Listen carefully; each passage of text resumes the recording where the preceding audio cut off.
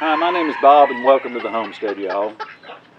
Today I'm going to show you our composting chicken coop. Our chicken coop is 10 foot wide and 20 feet long, and it composts our chicken manure underneath the roosts.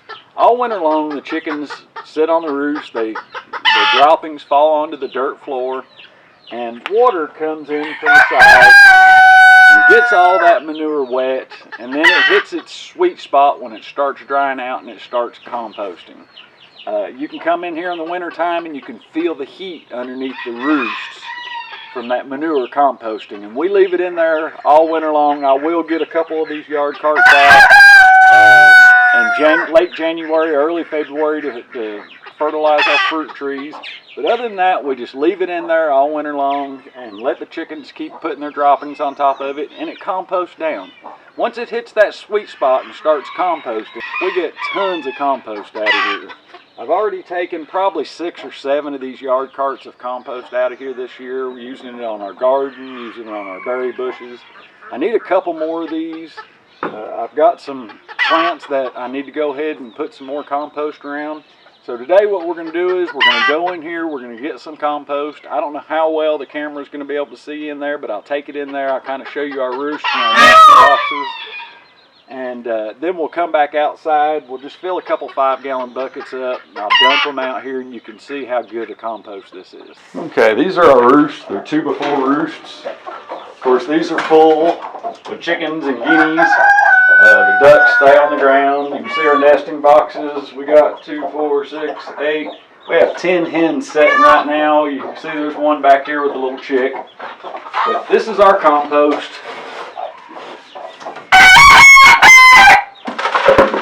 This does have some fresh manure in it, but it's not enough to hurt anything. And this is composted all winter long.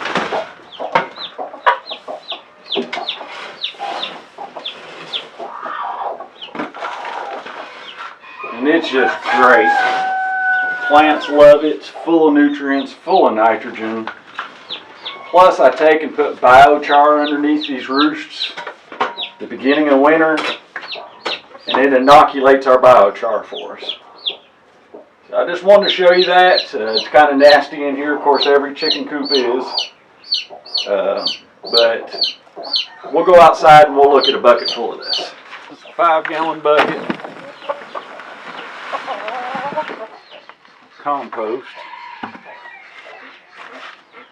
You can just see how it's composted down.